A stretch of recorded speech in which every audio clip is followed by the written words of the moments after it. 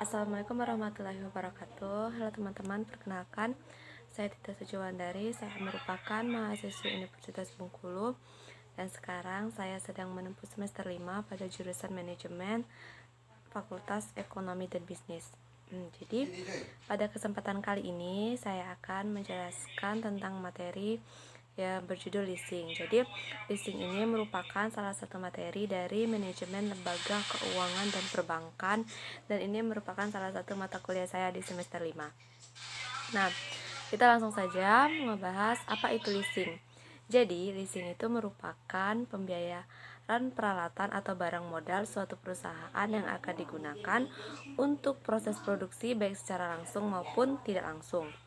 Maksud dari pembiayaan di sini, jika Anda membutuhkan barang modal untuk usaha atau produksi tertentu, misalnya mobil dapat disewa untuk usaha atau produk atau kredit melalui leasing.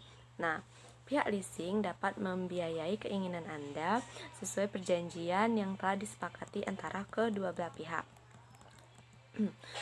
Leasing juga dapat diartikan sebagai kegiatan pembiayaan perusahaan dalam rangka penyediaan barang-barang modal yang dapat digunakan dalam jangka waktu tertentu. Pembayaran dilakukan secara berkala dan juga bisa menjadi hak milik perusahaan jika memperpanjang waktu berdasarkan sisa uang yang ada dan telah melalui kesepakatan bersama. Jadi di sini dapat disimpulkan bahwa leasing itu merupakan suatu perjanjian antara pemilik leasing itu sendiri atau yang bisa disebut dengan lessor dengan nasabah yang disebut dengan lease. Pihak lessor yang menyediakan barang yang akan digunakan oleh si nasabah sebagai modal. Kemudian imbalan untuk lessor berupa bayaran sewa oleh si nasabah tadi dalam waktu tertentu. Nah, selanjutnya yaitu kita akan ngebahas mengenai jenis-jenis dari leasing. Yang pertama itu ada capital lease. Capital lease ini merupakan jenis leasing yang perusahaan leasingnya adalah lembaga keuangan. Jenis ini nasabah yang membutuhkan barang atau modal menentukan sendiri kriteria dan spesifikasi barang yang dibutuhkan, sehingga si nasabah bebas menentukan barang apa yang diinginkan. Kemudian si nasabah juga melakukan negosiasi secara langsung dengan supplier barang tentang harga dan syarat-syaratnya.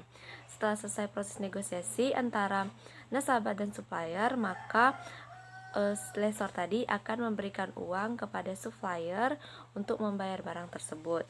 Kemudian nasabah akan membayar sejumlah uang modal kepada lessor sesuai dengan perjanjian yang telah disepakati. Nah, untuk yang selanjutnya itu ada operation leaser. Nah, jenis leasing ini yaitu pihak lessor membeli barang kemudian disewakan kepada nasabah dalam jangka waktu tertentu.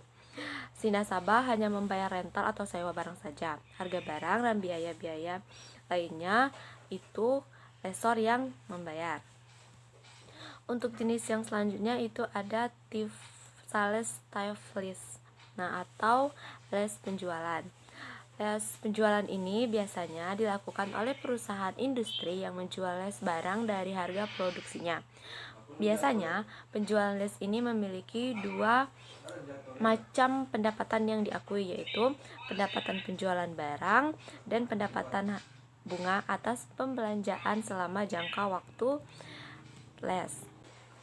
Dan yang selanjutnya yaitu ada leverage lease. Nah, leasing jenis ini dilibatkan pihak ketiga atau biasa disebut dengan credit provider.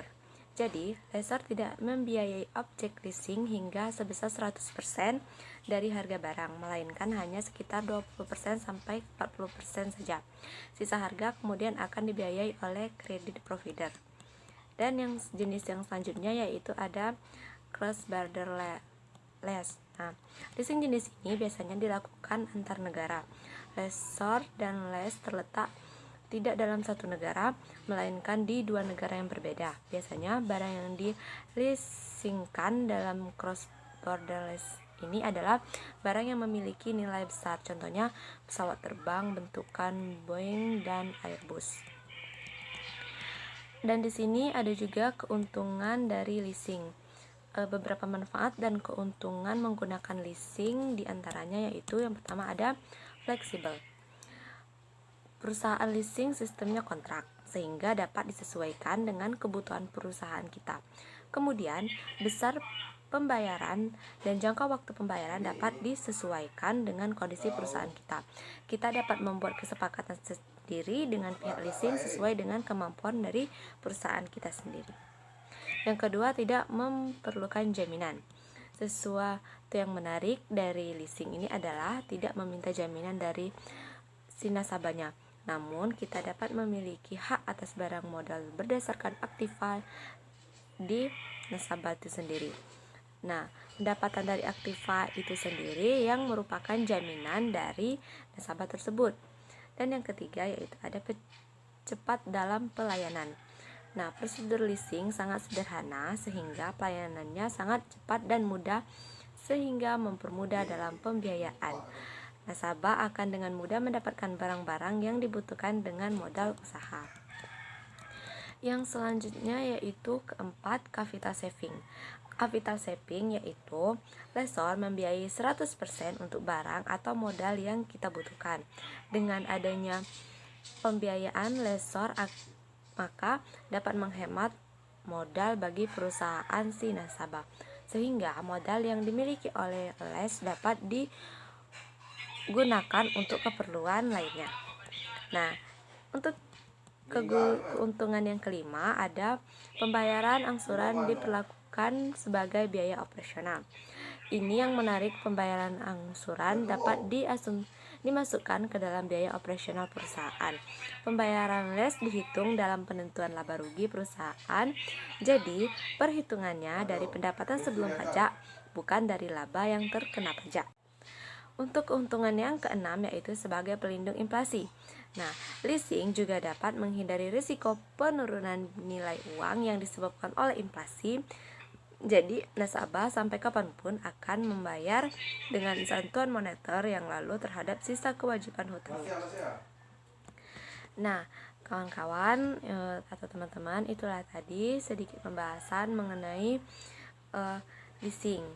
Terima kasih kepada teman-teman yang sudah memperhatikan video ini, dan apabila terdapat banyak kekurangan, saya memohon maaf karena saya di sini juga dalam proses belajar. Baiklah, saya akhiri. Wassalamualaikum warahmatullahi wabarakatuh.